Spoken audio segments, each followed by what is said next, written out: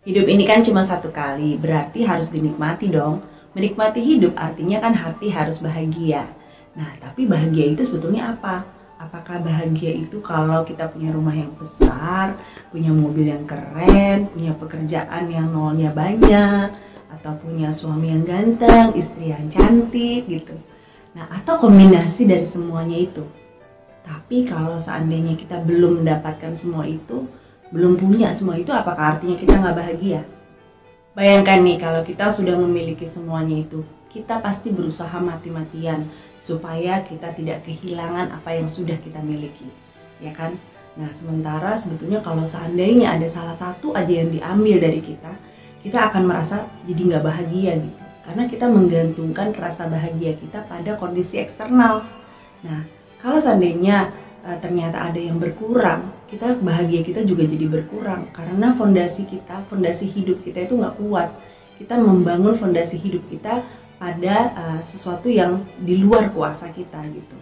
Jadi itu menyebabkan kita jadi gampang merasa nggak puas. Kita jadi tidak bisa menikmati hidup. Ada satu hal yang perlu kita catat nih. Semakin banyak hal yang kita perlukan untuk bisa jadi bahagia, kita akan semakin tidak bahagia. Tapi semakin sedikit hal yang kita perlukan untuk bisa jadi bahagia, kita akan lebih mudah untuk merasa bahagia. Seneca, seorang filsuf dari Yunani, mengatakan begini, "If you don't regard what you have as enough, you will never be happy, even if you rule the entire world." Kalau menurut kamu apa yang kamu miliki saat ini belum cukup, kamu tidak akan pernah merasa bahagia, walaupun kamu memiliki seluruh dunia. Manusia cenderung untuk fokus pada hal-hal yang kita inginkan daripada hal-hal yang sebetulnya sudah kita miliki. Dengan melakukan hal itu, kita sebetulnya sedang menggantikan rasa cukup dengan rasa ingin yang gak pernah bisa dipuaskan. Waktu kita tidak berhasil mendapatkan apa yang kita inginkan, kita kecewa. Jadi gak bisa menikmati hidup. Kita berusaha gimana caranya untuk mendapatkan apa yang kita mau. Padahal sebetulnya kita bisa mengubah cara pandang kita, gitu kan.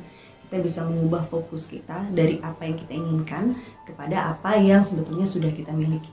Bersyukur untuk apa yang sudah kita miliki itu sebetulnya bisa meningkatkan nilai dari apa yang saat ini sudah ada gitu. Ya, kita jadi lebih bisa lebih menikmati pada saat kita bersyukur atas apa yang sudah kita punya. Saya kasih contoh, banyak orang merasa bahwa rumah yang saat ini mereka punya itu terlalu kecil, terlalu tua, udah gitu lokasinya nggak strategis. Padahal coba kita bayangkan dari arah yang sebaliknya. Misalnya kita bisa lihat rumah kita kecil tapi rapi, bersih. Kemudian rumah kita mungkin tua, nggak apa-apa, tapi sebetulnya sangat nyaman untuk ditempati. Rumah kita mungkin jauh dari mana-mana, tapi lingkungannya aman, tetangganya baik-baik. Jadi rumah jenis apapun itu harus bisa disyukuri. Karena kita punya tempat untuk berteduh. Masih banyak orang yang nggak punya rumah sama sekali loh. Jadi jenis apapun rumah yang kita punya, itu kita harus menganggap itu sebagai berkat yang harus kita syukuri. Setiap keinginan itu selalu ada harganya. Henry David Thoreau bilang begini, "The price of anything is the amount of life that you exchange for it." Jadi setiap kali kita menginginkan sesuatu, kita mesti tanya sama diri kita sendiri nih. Apa sebetulnya bagian hidup saya yang harus saya tukar untuk saya mendapatkan barang itu? Berapa banyak waktu yang harus saya korbankan untuk mendapatkan barang itu? Saya kasih ilustrasi ya. Misalnya gaji kamu itu 1 bulan 5 juta. Anggaplah begitu. Nah, 5 juta ini kita bagi dengan 20 hari kerja. Ini kita pakai hitung-hitungan yang gampang ya. 5 juta dibagi 20 hari kerja, dibagi lagi dengan 8 jam kerja. Jadi kamu punya 1 jam kerja itu kamu dibayar 31.250. Nah, jadi dengan hitungan itu artinya tas bermerek yang mau kamu beli harganya bukan 3 juta, tapi harganya adalah 96 jam kerja. Apalagi iPhone baru yang mau kamu beli harganya bukan 15 juta, tapi 480 jam kerja. Kemudian biaya hangout kamu sama teman-teman kamu yang 500.000 itu bukan 500.000 tapi 16 jam kerja. Itu adalah bagian dari hidup kamu yang kamu tukarkan untuk mendapatkan sesuatu. Kalau untuk mendapatkan sesuatu kamu harus merelakan banyak waktu dalam hidup kamu, artinya sesuatu itu mahal.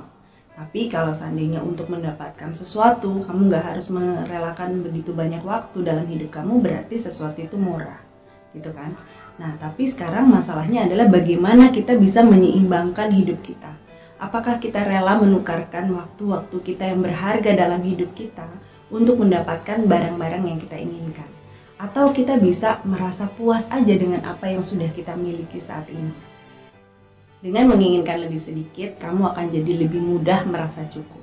Jadi gini, kalau misalnya kita mau memberikan batasan cukup kita sekian, kalau kita bisa mendapatkan sesuatu lebih dari sekian itu, artinya itu adalah bonus.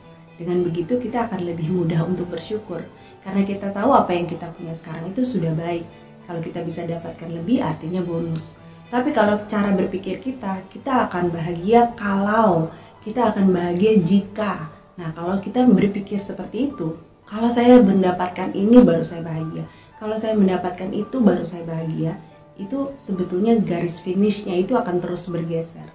Untuk bisa mencapai rasa bahagia itu akan terus naik, dan gak akan pernah bisa kesampaian, karena kita akan terus merasa tidak puas. Jadi mulai hari ini kita mesti sama-sama belajar untuk bisa menginginkan lebih sedikit. Dengan menginginkan lebih sedikit, kita gampang merasa puas. Kita bisa menikmati hidup dengan rasa cukup. Mudah-mudahan kamu suka konten-konten seperti ini. Kalau kamu mau lanjut nonton video-video yang lain, kamu bisa klik video-video yang lain di sini. Dan kalau kamu mau subscribe, kamu bisa subscribe di sini. Terima kasih udah temenin saya sampai akhir. Kita ketemu lagi di video-video yang lain.